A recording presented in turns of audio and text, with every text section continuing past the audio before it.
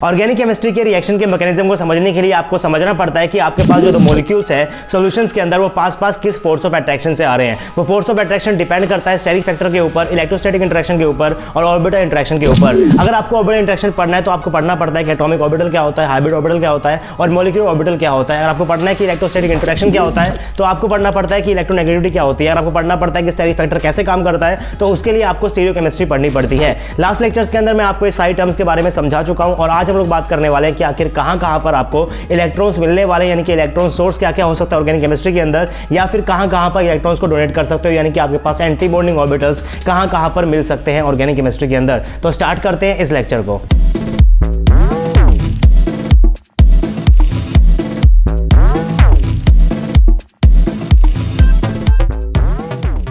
Hey guys, this is RJ and welcome to RJ Academy. So this is lecture number 4 of reaction mechanism और आज हम लोग पढ़ने वाले हैं कि इलेक्ट्रॉन सोर्स क्या होता है और इलेक्ट्रॉन सिंक क्या होता है। तो अभी आपका चल रहा है बेसिक्स ऑर्गेनिक केमिस्ट्री का। अगर आपने स्टार्टिंग के 3-4 लेक्चर्स बार देख लिया, अच्छे से समझ लिया तो आपको रिएक्शन मैकेनिज्म को पढ़ने में कोई भी दिक्कत नहीं आने वाली है। हम पूरी ऑर्गेनिक केमिस्ट्री को ऑर्बिटल इंटरेक्शन के अप्रोच से ही पढ़ेंगे, बीच में बात करेंगे जैसे इंटरेक्शन की भी, उसको भी पढ़ेंगे, लेकिन ज्यादा डोमिनेट हमारा फैक्टर कौन सा होने वाला है, ऑर्बिटल इंटरेक्शन होने वाला है। तो इलेक्ट्रॉन सोर्स की बात करने वाले हैं, इलेक्ट्रॉन सिंक की बात करने वाले हैं। मैं आपको बता चुका हूं अभी तक कि आपके पास ऑर्गेनिक केमिस्ट्री के अंदर रिएक्शंस क्यों हो रही होती है। आपके जो मॉलिक्यूल्स हैं वो सॉल्यूशन फेज के अंदर या फिर गैस फेज के अंदर मूव कर रहे होते हैं, वो कोलाइड करेंगे तो उनकी एनर्जी इंक्रीज हो जाती है, जिसकी वजह से बॉन्ड लेंथ के अंदर और बॉन्ड एंगल के अंदर डिस्टॉर्शन आ जाता है। अगर वो डिस्टॉर्शन ज्यादा है तो आपके पास रिएक्शन होगी, अगर वो डिस्टॉर्शन स्मॉल है तो आपके पास रिएक्शन नहीं होगी। अगर वो डिस्टॉर्शन ज्यादा है तो आपके पास क्या होने वाले हैं, वहां पर बॉन्ड लेंथ के डिस्टॉर्शन आ गया है तो उसकी वजह से क्या होगा, बॉन्ड आपके वीक हो जाएंगे, तो बॉन्ड आपका टूटेगा और आपके पास नया बॉन्ड बनने वाला है। अब बॉन्ड के अंदर आपके पास इलेक्ट्रॉन्स होते हैं, वो बॉन्डिंग ऑर्बिटल्स के अंदर प्रेजेंट होते हैं, यानी कि आपके इलेक्ट्रॉन का फ्लो होने वाला है बॉन्डिंग ऑर्बिटल से और एंटी बॉन्डिंग ऑर्बिटल से। आपके पास किसी भी ऑर्गेनिक कंपाउंड के अंदर सिग्मा बॉन्ड हो सकता है, पाई बॉन्ड हो सकता है, आपके पास ट्रिपल बॉन्ड के अंदर भी पाई बॉन्ड होता है। तो उस केस के अंदर आपके पास यहां पर बॉन्डिंग ऑर्बिटल्स होंगे सिग्मा की कोरस्पॉन्डिंग भी, बॉन्डिंग ऑर्बिटल्स आपके पास होंगे पाई की कोरस्पॉन्डिंग भी, और सेम उस तरीके से आपके पास जो मॉलिक्यूल होने वाला है उसके पास बहुत सारे लोन पेयर्स भी हो सकते हैं। वो लोन पेयर्स आपके पास रहते हैं नॉन बॉन्डिंग ऑर्बिटल्स के अंदर, यानी कि आपके पास नॉन बॉन्डिंग ऑर्बिटल है, आपके पास यहां पर सिग्मा बॉन्डिंग ऑर्बिटल है, आपके पास यहां पर पाई बॉन्डिंग ऑर्बिटल है, जहां से इलेक्ट्रॉन का फ्लो स्टार्ट हो सकता है, क्योंकि सिर्फ और सिर्फ इन्हीं 3 ऑर्बिटल्स के अंदर आपके पास इलेक्ट्रॉन्स रहते हैं। अब अगर आपको यहां से इलेक्ट्रॉन का फ्लो शुरू करना है तो मैं इस पूरे सोर्स को क्या बोलूंगा, कहां पर आपको ये मिलने वाले हैं, कौन से सिग्मा बॉन्ड इलेक्ट्रॉन दे सकते हैं, कौन से पाई बॉन्ड इलेक्ट्रॉन दे सकते हैं, कौन से लोन पे इलेक्ट्रॉन दे सकते हैं, उनके बारे में बात करेंगे। इसको मैं क्या बोलने वाला हूं, इलेक्ट्रॉन सोर्स बोलने वाला हूं। सेम उस तरीके से हम लोग पढ़ने वाले हैं इलेक्ट्रॉन सिंक को भी, कि आपके पास कहां पर इलेक्ट्रॉन्स आ सकते हैं। अगर कहीं पर इलेक्ट्रॉन आ रहे हैं तो पहले आपके पास वो स्पेस खाली होना चाहिए, और खाली ऑर्बिटल्स के अंदर आप लोगों के पास एंटी बॉन्डिंग ऑर्बिटल होते हैं और साथ साथ आपके पास एम्प्टी पी ऑर्बिटल भी हो सकता है। आपके पास डिफरेंट साइड के ऊपर हाइड्रोजन केस के अंदर आपके पास वो एम्प्टी क्या होने वाला है, एस ऑर्बिटल होने वाला है, उसके कॉरस्पॉन्डिंग एंटी ऑर्बिटल होगा, वो आपके पास क्या होता है, खाली होता है। तो इन सब चीजों की बात करने वाले हैं आज के इस लेक्चर के अंदर। सबसे पहले मैंने यहाँ पर हेडिंग लिखी हुई है इलेक्ट्रॉन सोर्स, जहां मैं बात करने वाला हूं कि आखिर एन आपको कहां मिलेगा, यानी कि नॉन बॉन्डिंग ऑर्बिटल्स, या पास क्या है पाई बॉन्डिंग ऑर्बिटल, पास क्या है सिग्मा बॉन्डिंग ऑर्बिटल्स हैं। तो पहली हेडिंग मैंने यहाँ पर लिखी हुई है नॉन बॉन्डिंग इलेक्ट्रॉन, और सबसे पहले मैंने यहाँ पर लिखा हुआ है lone pair of electron of any species act as a nucleophile और बेस। एंड आई होप कि आपको पता हो कि न्यूक्लियोफाइल के अंदर और बेस के अंदर डिफरेंस क्या होता है। अगर आपकी इलेक्ट्रॉन रिच स्पीसीज किसी कार्बन के ऊपर जाकर अटैक कर रही है उसको मैं क्या बोलने वाला हूं, न्यूक्लियोफाइल बोलने वाला हूं। आपके पास कोई इलेक्ट्रॉन स्पीसीज है, अगर इसने अटैक किया कार्बन के ऊपर तब मैं इसको क्या बोलूंगा, न्यूक्लियोफाइल बोलूंगा। लेकिन अगर इसने आपके कंपाउंड में से हाइड्रोजन को एब्स्ट्रैक्ट कर लिया तो मैं इसको क्या बोलने वाला हूं, बेस बोलने वाला हूं। बेस हमेशा हाइड्रोजन को लेकर जाएगा और आपके पास न्यूक्लियोफाइल क्या होता है, जो कार्बन के ऊपर अटैक करेगा। ये आपके पास बेसिक डेफिनेशन होती है बेस की और न्यूक्लियोफाइल की। Non bonding electron attack on carbon is known as nucleophile and if non bonding electron attack on hydrogen it will be known as base. आपको पता होना चाहिए। अगर आपके पास यहाँ पर कुछ टाइप के रिएक्शन होते हैं, पास यहाँ पर क्या है, CH ट्रिपल बॉन्ड CH है, अगर मैं इसकी रिएक्शन करा रहा हूँ NaNH2 के साथ, यानी कि आपके पास यहाँ पर क्या होने वाला है, आपके पास यहाँ पर Na+ होगा, पास यहाँ पर क्या होगा, NH2 नेगेटिव होगा, और ये तो जैसे हम क्या होते हैं नाइट्रोजन के ऊपर से क्या होता है, नेगेटिव चार्ज होता है। अब ये 2 इलेक्ट्रॉन आपके पास क्या करने वाले हैं, पहले इस हाइड्रोजन को यहाँ से एब्स्ट्रैक्ट कर लेंगे। जब भी आपके पास कोई भी ऑर्गेनिक रिएक्शन हो रही होती है, अगर वहां पर आपके पास एसिड बेस रिएक्शन होगी तो सबसे पहले एसिड बेस रिएक्शन ही होने वाली है। उसके बाद सब्स्टिट्यूशन की बात आती है, एलिमिनेशन की बात, ये तो बाद की बात है। लेकिन अगर एसिड बेस रिएक्शन है तो सबसे पहले एसिड बेस रिएक्शन ही होगा। ये आपके पास यहाँ पर न्यूक्लियोफाइल की तरह काम नहीं कर रहा। अगर ये यहाँ पर हाइड्रोजन को ले रहा है तो मैं इसको क्या बोलने वाला हूँ, मैं इसको बेस बोलने वाला हूँ। अगर ये कार्बन के ऊपर अटैक करता तो मैं इसको क्या बोलता, न्यूक्लियोफाइल बोलता। सेम उस तरीके से यहाँ पर क्या होने वाला है, NaOH है, बस क्या होने वाला है, Na+ की फॉर्म में होगा, बस क्या होगा, OH नेगेटिव फॉर्म के अंदर होगा। यहाँ पर बस क्या होने वाला है, उसके ऊपर लोन पेयर्स होने वाले हैं। अब ये लोन पेयर क्या करेंगे, अटैक करेंगे यहाँ पर, और इस हाइड्रोजन को जो आपके पास यहाँ पर क्या है, एसिडिक है, इसको यहाँ से एब्स्ट्रैक्ट कर लेंगे। यहाँ पर आपके पास ये नेगेटिव एंटिटी इस कार्बन के ऊपर अटैक नहीं कर रही। अगर इस कार्बन के ऊपर अटैक कर रही तो मैं इसको क्या बोलता, न्यूक्लियोफाइल बोलता। लेकिन क्योंकि यहाँ पर ये हाइड्रोजन को एब्स्ट्रैक्ट कर रही है, क्या बोलने वाला हूँ, इसको एक बेस बोलने वाला हूँ। और किसी भी ऑर्गेनिक रिएक्शन के अंदर पॉसिबिलिटी होती है एसिड बेस रिएक्शन की भी और सब्स्टिट्यूशन की भी, तो पहले पास क्या होने वाला है, एसिड बेस रिएक्शन ही होने वाला है। ये आपके पास एक रूल होता है, इसको आप लोग याद रखो। अगर सबसे पहले कहीं पर भी पॉसिबिलिटी हो रही है एसिड बेस रिएक्शन की, तो पहले आपके पास वो हो जाएगी। इसीलिए आपके पास यहाँ पर ये OH नेगेटिव इस कार्बन के ऊपर अटैक नहीं करता, क्योंकि आपके पास यहाँ पर क्या है, एक एसिडिक प्रोटॉन है। तो पहले क्या करेगा, एसिडिक प्रोटॉन को लेकर चला जाएगा और बेस की तरह यहाँ पर काम करेगा। उसके बाद मैंने यहाँ पर एक एग्जांपल लिखा हुआ है न्यूक्लियोफाइल का। मेरे पास क्या है, मेरे पास यहाँ पर OH नेगेटिव ही है, लेकिन यहाँ पर ये करने वाला है, इस कार्बन के ऊपर अटैक करेगा, क्योंकि इस कंपाउंड के अंदर कहीं भी एसिडिक हाइड्रोजन नहीं है, यानी कि यहाँ पर एसिड बेस रिएक्शन नहीं हो सकती। अगर एसिड बेस रिएक्शन नहीं हो सकती तब वो आगे जाएगा सब्स्टिट्यूशन की तरफ, एलिमिनेशन की तरफ। जो भी पॉसिबिलिटी आगे बनेगी उसके हिसाब से आपके पास आगे रिएक्शन चलेगी। अब क्योंकि यहाँ पर आपके पास एसिडिक हाइड्रोजन नहीं है, तो हमें क्या करेगा, वो OH नेगेटिव इस कार्बन के ऊपर अटैक करेगा। और अगर अटैक आपके पास कार्बन के ऊपर हो रहा है तो इसको मैं क्या बोलने वाला हूँ, न्यूक्लियोफाइल बोलने वाला हूँ। उसके बाद सेकंड कैटेगरी यहाँ पर लिखी हुई है easily oxidisable metals like lithium, sodium, potassium, magnesium, zinc. इनका हम लोग यूज करेंगे ऑर्गेनिक रिएक्शंस के अंदर। काफी जगह आप लोग करते भी हो, बर्च रिडक्शन के अंदर भी आप लोग यहाँ पर मेटल्स का यूज करते हो, लिथियम का यूज करते हो, सोडियम का यूज करते हो, Na3 सॉल्यूशन के अंदर भी आप लोग क्या करते हो, रिडक्शन करते हो, Na का वहां पर भी यूज करते हो। तो बेसिकली आपको यहाँ पर क्या चाहिए, आपको यहाँ पर फील्ड ऑर्बिटल होना चाहिए, या फिर आपके पास कोई भी आपके पास स्पीशीज इलेक्ट्रॉन को दे दे। आपको पता है कि मेटल जो होते हैं वो आपके पास इलेक्ट्रोपॉजिटिव होते हैं, वो इलेक्ट्रॉन देने को हमेशा तैयार होते हैं। तो इलेक्ट्रॉन का सोर्स आपके पास यहाँ पर मेटल्स भी हो सकते हैं, जो कि आपके पास क्या होते हैं, इजीली ऑक्सीडाइजेबल होते हैं। इसका मतलब आपके पास यहाँ पर क्या होता है, मेटल्स के पास टेंडेंसी होती है इलेक्ट्रॉन्स को देने की। इलेक्ट्रॉन सोर्स आपके पास यहाँ पर क्या क्या आपके पास नॉन बॉन्डिंग ऑर्बिटल हो सकते हैं, बॉन्डिंग ऑर्बिटल हो सकते हैं, लेकिन साथ साथ आपको इलेक्ट्रॉन यहाँ से भी मिल सकते हैं। तो हम लोग यहाँ पर इन मेटल्स का भी यूज करते हैं और काफी ज्यादा रिएक्शंस के अंदर हम लोग यहाँ पर इसका यूज भी करने वाले हैं। इसकी जनरल रिएक्शन मैंने यहाँ पर लिखी हुई है। अगर आपके पास यहाँ पर कोई RBr होता है, अल्काइल हाइड्राइड मैंने यहाँ पर लिया हुआ है, कोई भी आपके पास यहाँ पर इजीली ऑक्सीडाइज्ड एजेंट होगा, तो वहां पर आपके पास पॉसिबिलिटी हो जाती है ग्रिग्नार रिएजेंट जैसे रिएजेंट की बनने की। और इस टाइप के रिएजेंट्स को आप लोग ऑर्गेनिक केमिस्ट्री के अंदर काफी ज्यादा यूज करते हो। हम भी इस कोर्स के अंदर इसका काफी ज्यादा यूज करने वाले हैं। अब बात करते हैं हम लोग अपने नेक्स्ट इलेक्ट्रॉन सोर्स। मैंने यहाँ पर लिखा हुआ है इलेक्ट्रॉन रिच पाई बॉन्ड। हम लोग बात कर चुके हैं नॉन बॉन्डिंग ऑर्बिटल की, हम लोग बात कर चुके हैं मेटल्स की भी जो आपको इलेक्ट्रॉन दे सकते हैं। तो नॉन बॉन्डिंग आपका कवर हो गया है। अब आपको पढ़ना पड़ेगा कि सिग्मा वाले बॉन्ड कौन से बॉन्ड आपको इलेक्ट्रॉन देंगे।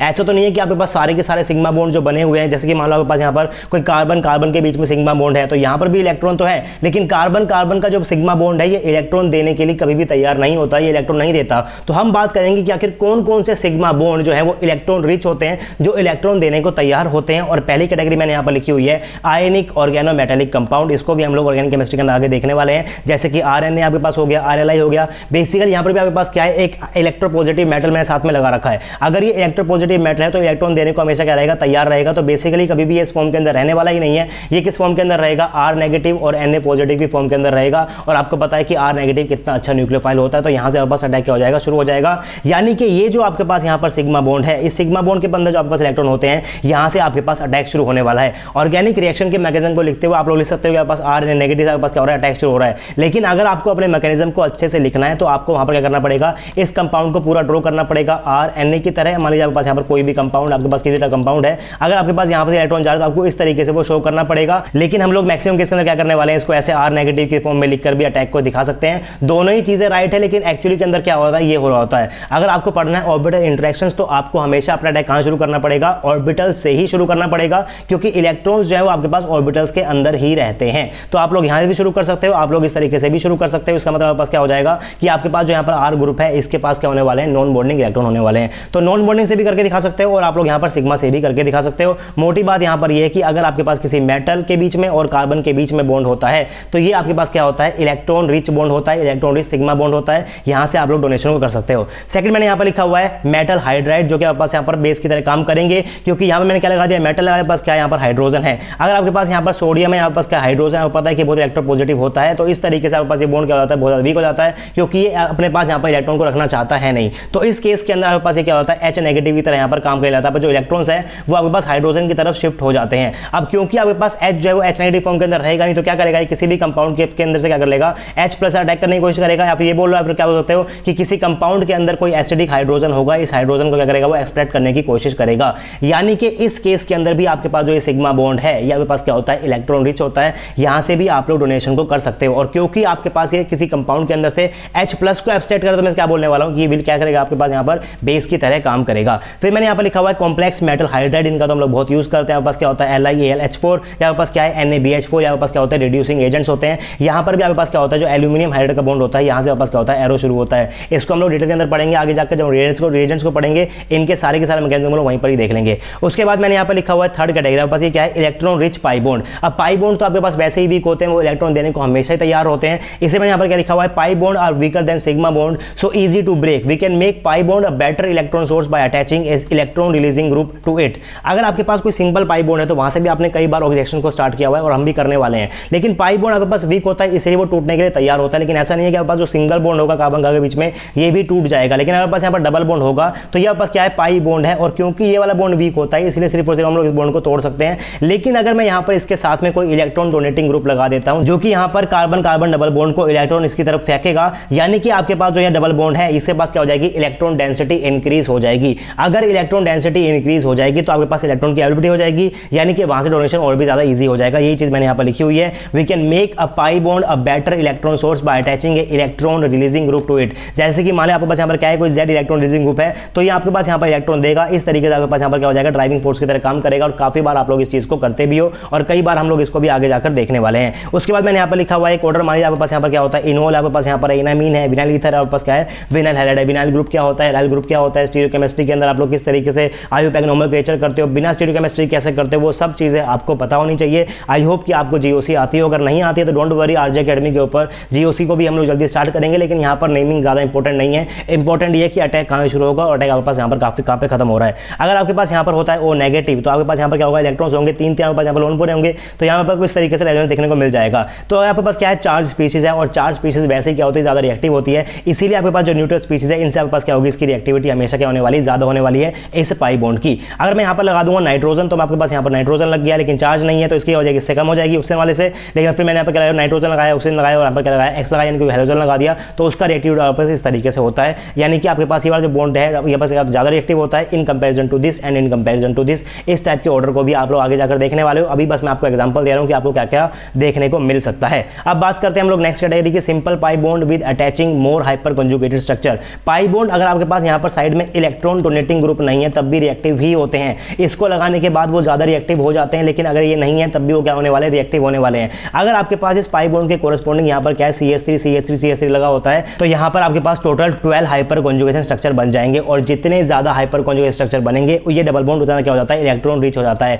जैसे जैसे आपके पास यहाँ पर कॉन्जुगेशन कम होंगे आपके पास क्या होने वाला है, 9 होने वाले, यहाँ पास क्या होगा 6 होगा, हाइपर कॉन्जुगेशन आपके पास क्या होगा कि कम होगा। तो इसको भी हम लोग आगे आके पढ़ने वाले हैं कि अगर हाइपर कॉन्जुगेशन क्या होता है, रेजोनेंस क्या होता है। लेकिन आपको पता होगा कि अगर डबल बॉन्ड के पास में यहाँ पर क्या लगा दूंगा, CH3 ग्रुप को लगा दूंगा तो CH3 आपके पास क्या होता है, इलेक्ट्रॉन डोनेटिंग पावर रखता है, प्लस आई इफेक्ट को शो करता है। यानी आपके पास क्या करेगा, इलेक्ट्रॉन यहाँ पर देगा, इलेक्ट्रॉन दे रहा है तो उसके बाद क्या हो जाएगी, डेंसिटी यहाँ पर इंक्रीज हो जाएगी। यहाँ पे पास 3 ग्रुप है, इधर आपके पास 2 ही ग्रुप है तो आपके पास एक क्या हो जाएगी, डेंसिटी भी कम हो जाएगी और इस टाइप का आपका ऑर्डर हो जाएगा डबल बॉन्ड की रिएक्टिविटी का। उसके बाद मैंने यहाँ पर लिखा हुआ है डाइन और एल्काइन, आपके पास एल्काइन से भी रिएक्शन हो सकती है, आपके पास डाइन से भी रिएक्शन हो सकती है, आपके पास पाई बॉन्ड क्या होते हैं, वीक होते हैं। नेक्स्ट मैंने यहाँ पर लिखा हुआ है benzene with electro donating group. Benzene वैसे आपके पास ज्यादा रिएक्टिव नहीं होती है, उसका जो पाई बॉन्ड है यहाँ पर क्या होता है, रेजोनेंस के अंदर होता है, इसीलिए आपके पास पाई बॉन्ड की डोनेशन नहीं होती है। लेकिन अगर आप लोग यहाँ पर लगा दोगे इलेक्ट्रॉन डोनेटिंग ग्रुप जो क्या करेगा, रिंग को इलेक्ट्रॉन देगा तो उस केस के अंदर आपके पास जो डेंसिटी होते हैं इलेक्ट्रॉन की वो इंक्रीज हो जाएगी और आपके पास जो बेंजीन की रिंग होती है ये भी आपके पास इलेक्ट्रॉन डोनेशन की तरह काम कर सकती है, यानी कि इलेक्ट्रॉन सोर्स की तरह काम कर सकती है। अगर ये इलेक्ट्रॉन डोनेटिंग ग्रुप नहीं होता है तो आपको बेंजीन के रिएक्शंस काफी कम देखने को मिलती है,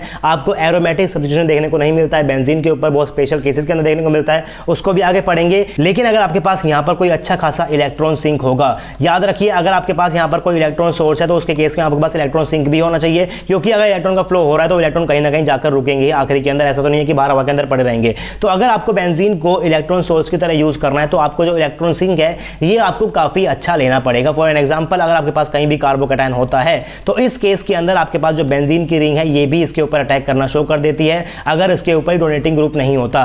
बेंजीन वैसे रिएक्टिव नहीं होती है लेकिन benzene as a electron source काम कर सकती है जब इलेक्ट्रॉन सिंक बहुत ज्यादा पावरफुल हो, जैसे कि आपके पास क्या हो, कार्बोकैटायन हो, क्योंकि कार्बन पॉजिटिव को तो इलेक्ट्रॉन चाहिए ही चाहिए और अगर आपके पास ये इलेक्ट्रॉन सिंक काफी अच्छा है तो ये पुअर इलेक्ट्रॉन सोर्स से भी इलेक्ट्रॉन को बाहर निकाल लेता है। लेकिन अगर आप लोग बेंजीन के ऊपर वैसे कोई भी इलेक्ट्रॉन डोनेटिंग ग्रुप लगा देते हो तो आपके पास ये बेंजीन की रिंग क्या होती है, एक्टिव हो जाती है। सेम उस तरीके से हम लोग एलियंस को भी पढ़ने वाले हैं, यहाँ पर डबल बॉन्ड क्या होते हैं, आपके रिएक्टिव होते हैं क्योंकि आपके पास क्या है, अनस्टेबल होते हैं। तो एलियंस को भी पढ़ेंगे, इसकी स्टीरियोकेमिस्ट्री बहुत इंपॉर्टेंट है, यहाँ से बस काफी क्वेश्चन आते हैं IIT जैम के अंदर स्पेशली। तो एलियंस को आप लोग जरूर पढ़ना, अगर आपको IIT जैम की तैयारी करनी है, आपको स्टीरियोकेमिस्ट्री पढ़नी है, यहाँ से आपके पास बहुत अच्छे अच्छे क्वेश्चन बन सकते हैं। लेकिन काफी ईजी कॉन्सेप्ट है, अगर आपने समझ लिया कि इसका स्ट्रक्चर कैसा होता है तो स्टीरियोकेमिस्ट्री पढ़ने का आपको कोई भी दिक्कत नहीं आएगी। अब नेक्स्ट हम लोग बात करने वाले हैं इलेक्ट्रॉन सिंक के बारे में। आपने अभी भी पढ़ा है कि अगर आपके पास कोई बेंजीन की रिंग होती है, इसके ऊपर 3 पाई बॉन्ड तो हैं, ये पाई बॉन्ड वीक तो है, लेकिन क्योंकि यहाँ पर कॉन्जुगेशन होता है इसलिए टूटना नहीं चाहते हैं। लेकिन अगर आपके पास यहाँ पर साइड के अंदर कोई पावरफुल इलेक्ट्रॉन सिंक वाला मटेरियल हो गया, कोई आपके पास यहाँ पर ऐसी स्पीसीज हो गई जैसे कि आपके पास यहाँ पर कार्बोकैटायन हो सकता है, तो उस केस के अंदर आपके पास यहाँ पर भी डोनेशन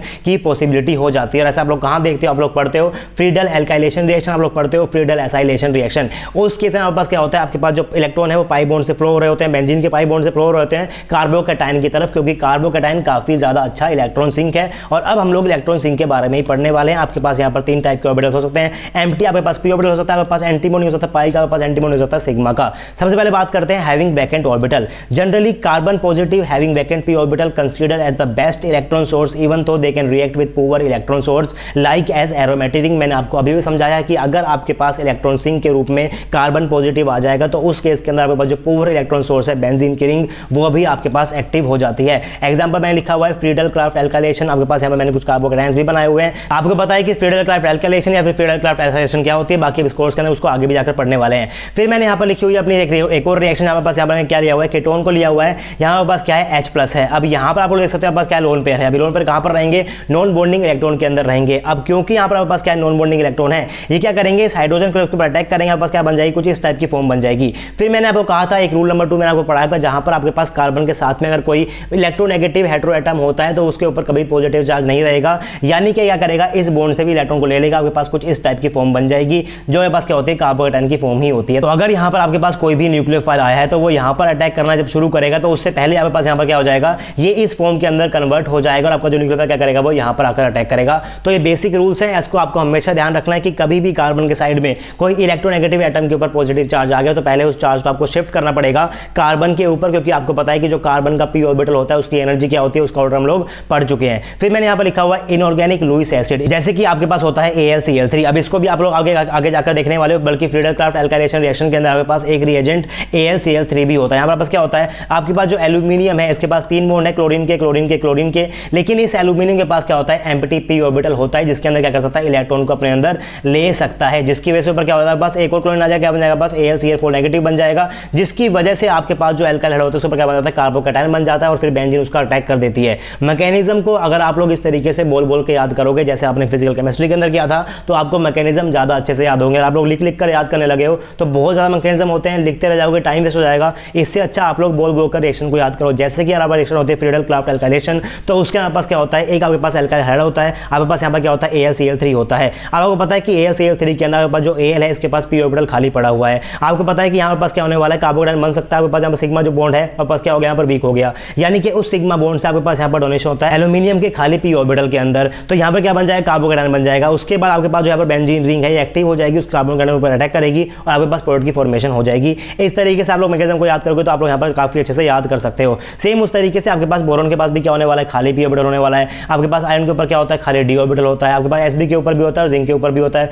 तो इन सब चीजों की भी हम लोग कभी कभी बात करने वाले ऑर्गेनिक रिएक्शन के अंदर, कुछ रिएक्शंस के अंदर हम लोग इनऑर्गेनिक के लुईस एसिड का भी यूज करते हैं। इनका ऑर्डर आपके पास क्या होता है, BX3 सबसे अच्छा होने वाला है, फिर AlX3 होगा, फिर FeX3 होगा, फिर आपके पास क्या होगा, SbH5 होगा। अब इसका कंपैरिजन कैसे करते हैं उसको हम लोग कहाँ पढ़ने वाले हैं, एसिड एंड बेसिस के अंदर पढ़ने वाले हैं। जल्दी ही हम लोग उसका कोर्स भी स्टार्ट करेंगे। फिर मैंने यहाँ पर लिखा हुआ है मेटल आयन। आपको पता है क्या, जो मेटल आयन होता है पास क्या होता है, not much electron deficient really but carries high positive charge and thus act as electrophilic catalyst. आपको पता है कि मेटल के पास एक टेंडेंसी होती है कि वो इलेक्ट्रॉन को लूज कर सकते हैं। अगर उन्होंने इलेक्ट्रॉन को लूज कर दिया तो उनके पास ऑर्बिटल क्या हो जाएंगे, खाली हो जाएंगे। अब उनको इलेक्ट्रॉन चाहिए नहीं उस ऑर्बिटल के अंदर, लेकिन वो क्या कर सकता है, एज ए कैटलिस्ट आपके काम आ सकता है। वो क्या करेगा, उसके पास खाली ऑर्बिटल है, अगर कई बार बीच में इलेक्ट्रॉन को रखने की जरूरत पड़ गई तो वो क्या करेगा, अपने ऑर्बिटल को दे देगा कि भाई मेरे पास इलेक्ट्रॉन को रख लो, जब आपको आगे जरूरत पड़ेगी तो मैं इसको वापस से दे दूंगा, मुझे इनकी जरूरत ज्यादा है नहीं। तो ये आपके पास यहाँ पर क्या करते हैं, कैटलिस्ट की तरह काम करते हैं। एग्जाम्पल आप लोग पढ़ने वाले हो, MnO4 नेगेटिव को बहुत पढ़ोगे, CrO4 नेगेटिव को बहुत पढ़ोगे। अब यहाँ पर जो मेटल होता है इसकी आपके स्टेट क्या होती है, Mn7 पॉजिटिव होती है। अब क्योंकि इसके ऊपर ज्यादा चार्ज है, इसका मतलब आप बोल सकते हो बस यहाँ पर क्या है, वैकेंट डी ऑर्बिटल भी खाली हो गया, वो ऑर्बिटल आपके इलेक्ट्रॉन बाहर निकल गए।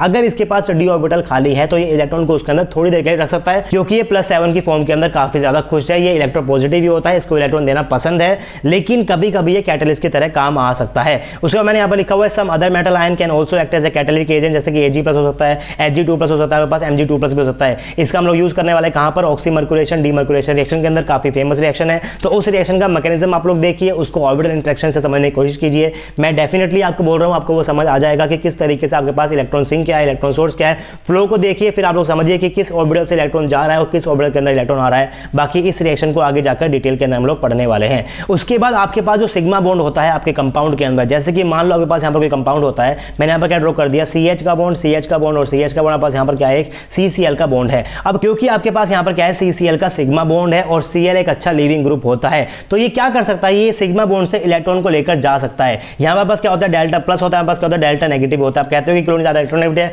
वो इस इलेक्ट्रॉन को लेकर चला जाएगा, लेकिन मैं कह रहा हूं कि आपके पास जो क्लोरीन अच्छा लीविंग ग्रुप है, तो वो इस इलेक्ट्रॉन को लेकर चला जाएगा, इस बॉन्डिंग ऑर्बिटल के इलेक्ट्रॉन को लेकर चला जाएगा। और अगर आपके पास बॉन्डिंग के खाली हो जाते हैं, तो एंटी बॉन्डिंग के जो पहले से खाली है वो आपके पास भरने के लिए तैयार हो जाते हैं। यानी कि ये जो सिग्मा बॉन्ड है आपके पास यहाँ पर इलेक्ट्रॉन सिंक का भी काम कर सकता है। पहले क्या करेगा, अपने बॉन्डिंग के इलेक्ट्रॉन दे देगा, इस लीविंग ग्रुप को बाहर चला जाएगा। अगर आपके बॉन्डिंग ऑर्बिटल्स के इलेक्ट्रॉन बाहर चले गए, तो उसके कोरस्पोंडिंग आपके पास एंटी बॉन्डिंग ऑर्बिटल है, वो भी खाली हो गया। तो एंटी बॉन्डिंग भी खाली हो गया, बॉन्डिंग भी खाली हो गया, आपको एक को भरना पड़ेगा। तो बॉन्डिंग कभी भी बाहर गया, इसका मतलब क्या होगा, बस एंटी बॉन्डिंग के अंदर इलेक्ट्रॉन आने वाले हैं। यानी कि सिग्मा बॉन्ड भी आपके पास यहाँ पर इलेक्ट्रॉन सिंक की तरह काम कर सकता है। उसके कुछ एग्जांपल्स भी मैंने यहाँ पर लिखे हुए हैं, जैसे कि मैंने लिखा हुआ है कि all Bronsted acid comes into this category. अब आपके पास एसिड क्या होता है, मान लीजिए आपके पास यहाँ पर क्या है, कोई एसिड है, एसिड क्या होता है, जो H+ को डोनेट कर दे। यानी कि आपके पास यहाँ पर क्या हो जाए, सिग्मा बॉन्ड के अंदर की जो A नेगेटिव है, इस इलेक्ट्रॉन को लेकर यहाँ से क्या करता है, चला जाए। अब जैसे ये बॉन्डिंग को लेकर जाएगा, तो आपके पास यहाँ पर जो उसके कोरस्पोंडिंग एंटी बॉन्डिंग ऑर्बिटल होगा, क्या हो जाएगा, खाली हो जाएगा। यानी कि कोई और कंपाउंड आकर इसके ऊपर कर सकता है, अटैक कर सकता है।